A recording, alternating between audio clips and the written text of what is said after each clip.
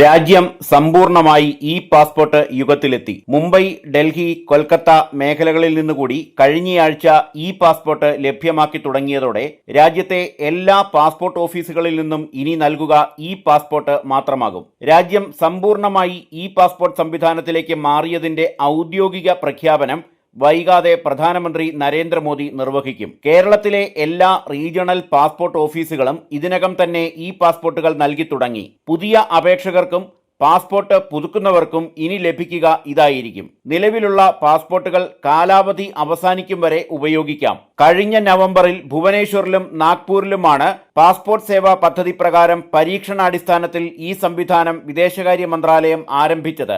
April 1 പദ്ധതിക്ക് ഔദ്യോഗിക തുടക്കമായി. ഏപ്രിലിൽ തന്നെ കേരളത്തിൽ ആദ്യമായി കോഴിക്കോട്ട് പദ്ധതി തുടങ്ങുകയും ചെയ്തു. ഇ പാസ്പോർട്ടിന്റെ പ്രത്യേകത എന്താണെന്ന് നോക്കാം. കൂടുതൽ സുരക്ഷ ഉറപ്പുവരുത്തുന്നു എന്നത് തന്നെയാണ് ഇ പാസ്പോർട്ടിന്റെ പ്രധാന പ്രത്യേകത.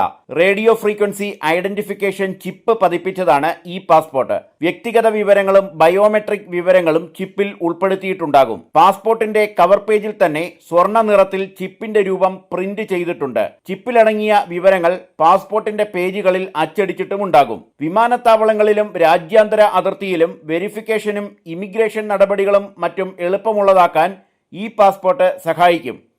വ്യാജ പാസ്പോർട്ട് തട്ടിപ്പ് തടയുന്ന ഈ പതിപ്പ് ഡേറ്റ സുരക്ഷയും ഉറപ്പുവരുത്തുന്നു.